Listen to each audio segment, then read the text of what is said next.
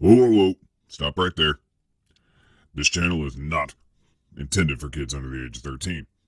So if you're under the age of 13, please leave.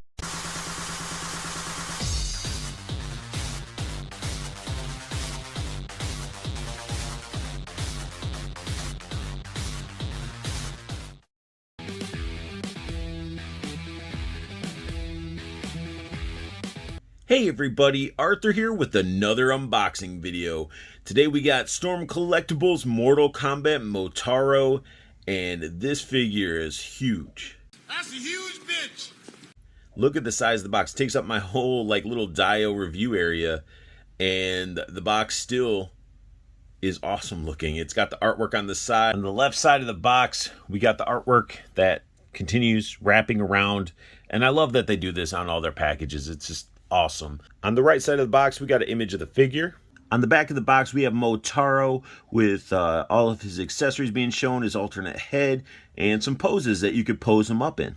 Straight out of the box, I noticed that we got some extra wrist pegs. I wish they would do this with all their figures. If they're going to do it here and there, they should be more consistent.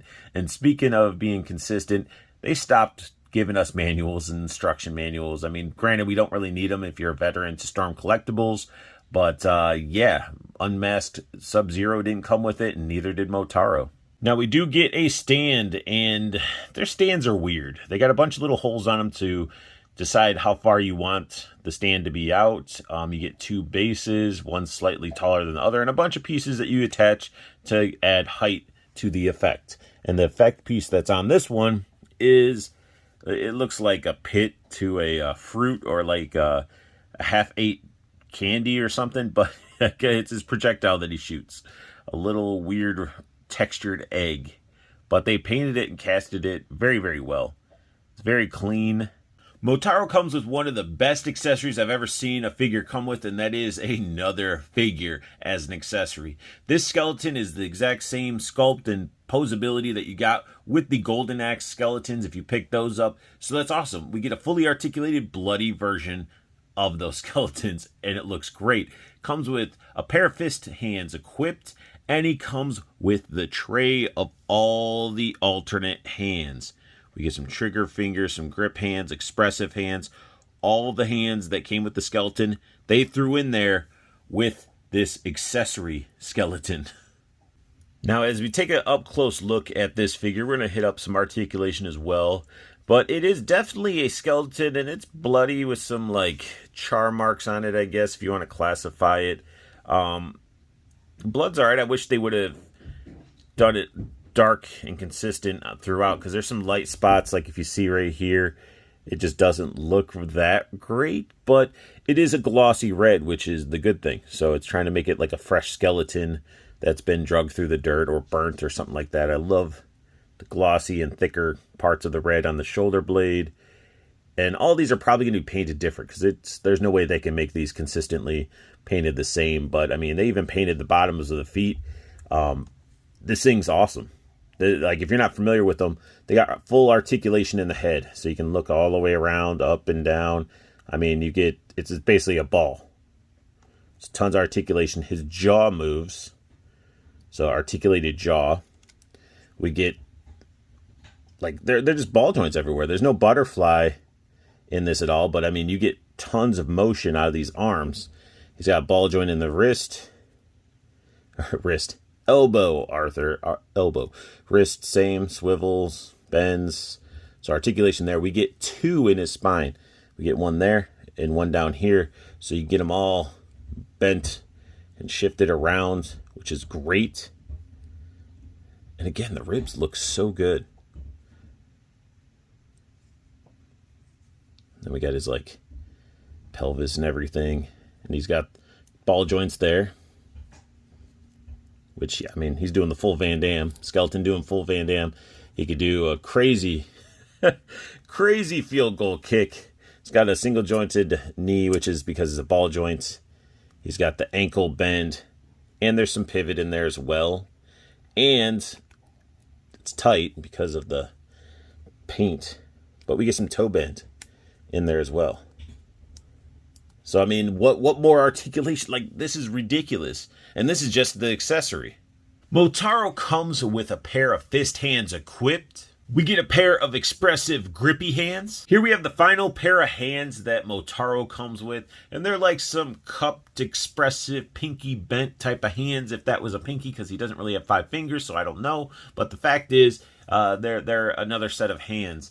One thing that I find odd is that the accessory skeleton that he comes with, which is awesome, comes with 5 pairs of hands, and Motaro only comes with 3. Like, why would they only give us 3? Like, give us more hands. You know, he's like the main attraction. Why not skimp out the hands on the skeleton and then give us more for Motaro? I don't know. But that's just my little rant about the hands. Now, I understand why we got the extra wrist pegs. If you look at the fist hand on the left compared to the right, you can see the holes are way different in size. And these are still a rubber hand, so they work onto the wrist, but these are a harder rubber than a lot of the other Storm Collectibles figures. So I guess they have a chance of breaking the wrist pegs, I would assume. But you see the big hole difference. But don't be scared. You just got to work at it and stretch out that hole in order for it to pop onto the peg. Here we have Motaro's alternate head sculpt, and the thing looks badass. He looks angry. He's yelling or just screaming, whatever you want to classify it as. The sculpt work looks great. The white eyes with the outline looks great. His teeth are painted nice. His tongue's painted. The inside of his mouth is a different color than his tongue. So they can definitely do a good angry head sculpt or aggressive head sculpt. I guess Unmasked Sub-Zero just had a substitute sculptor in or something like that. I don't know. But this thing's awesome. It has some shading throughout the head. The sculpt looks great. The horns look amazing. His mohawk sculpted very, very nice. It's just a really, really well done head sculpt. Motaro's head sculpt that comes equipped looks badass. He looks stern, angry. I mean, I wouldn't want Motaro to look any other way. They did amazing sculpt work throughout this figure. The paint work is done very, very well. It's so badass. He's got little nipples. Got the vein work throughout the arms. He's got his little horsey G-string. And look in the horse legs as well. They got all the vein work and stuff throughout the horse legs. And all the way down to his little hooves that are two-toned. So it's just not a solid black hoof. And it has even a sculpted like texture. It looks so badass. This figure is phenomenal and he's massive. Man, to really show off this figure, I had to go mobile with my camera. So he's got awesome sculpt work and paint work on his back. His underwear wraps all the way down. He's got some hair. And it leads all the way to that crazy metal tail. And this tail is pretty freaking cool. It's got a little black spear on it. And this thing is all rubber. And it's sculpted and painted throughout. All the way up to his connecting underwear. So I don't know if that's like a glove that fits over his tail or what. But the underwear definitely goes all the way up to the top. And then if we look at him on the side, all that sculpt work, this is all hair. Vein work looks great. The other back legs look awesome. They got little spikes right here on both of them. Even has spikes on his arms. So very consistent with the design. And then underneath, you can see his little G-string. Like it goes all the way up to the front. So it just wraps all the way around. And lighter paint on the bottom. Like they did a heck of a job with this figure. And all the... It's massive and it just looks awesome. When it comes to articulation, yes, this is a bigger figure. It's half man, demon, and horse, and I guess it'd be horse demon as well. But either way, he's a crazy looking figure, but Storm Collectibles still managed to cram all their amazing articulation into this figure. Now, this little upper area is rubber, so you get a lot of give, so you don't get stuff in the way. His head is on that double ball joystick, amazing articulation that's coming out of this head right here.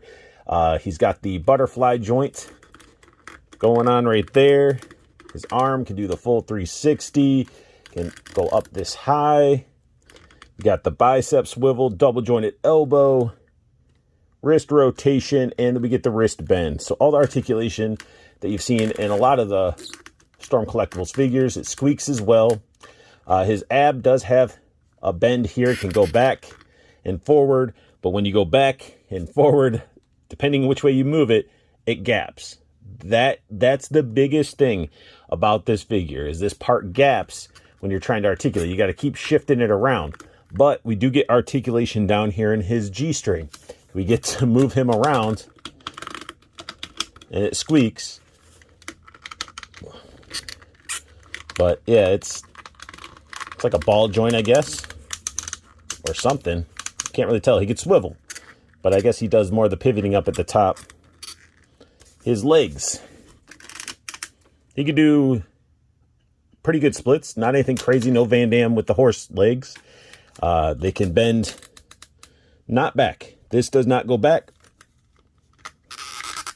but it can move forward.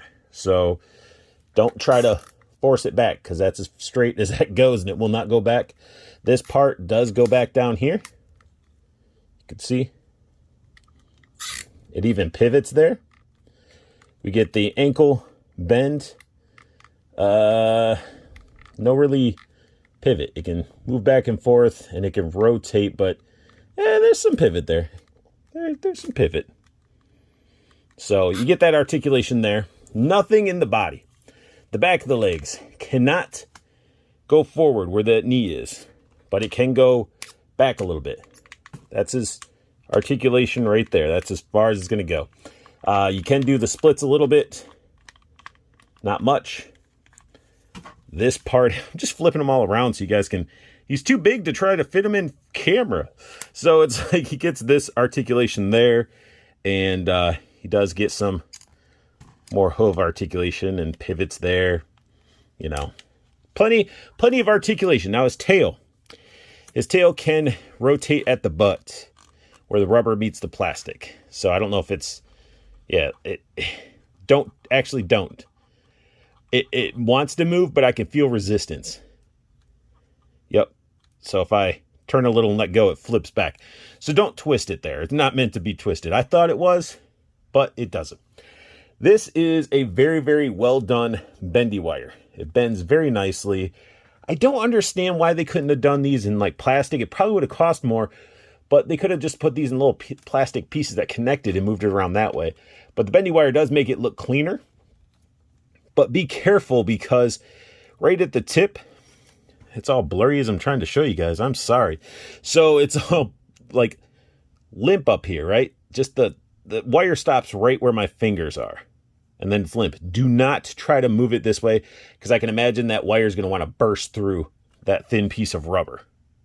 You can get Motaro into some really cool dynamic poses.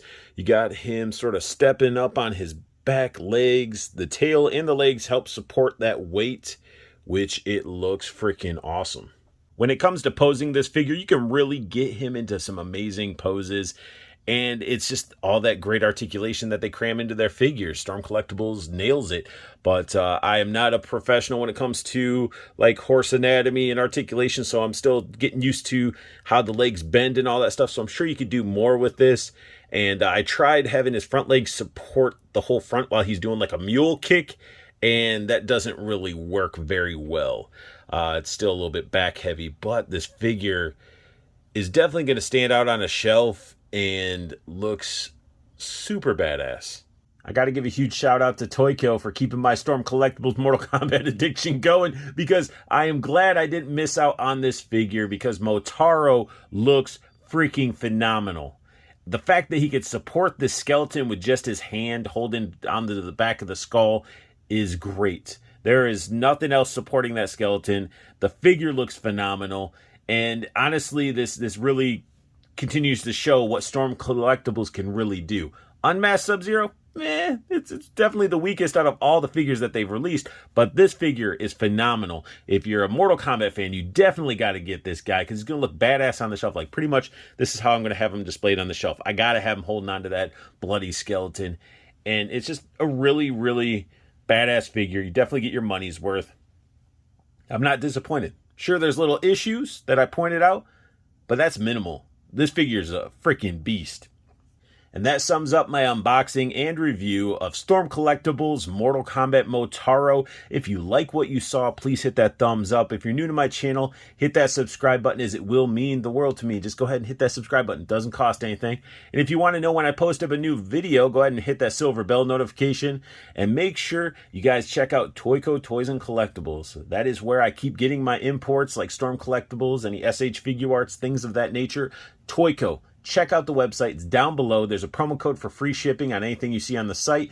Plus, there's a link to the Facebook pre-order group that you can join. It doesn't cost anything to join up. It keeps you in the know with what is coming out and allows you to get dibs on items that are coming out at a great price, because Toyco's pre-order prices are phenomenal. So definitely check it out down below. And I want you guys to have the best luck hunting. Keep on collecting and have a beautiful day.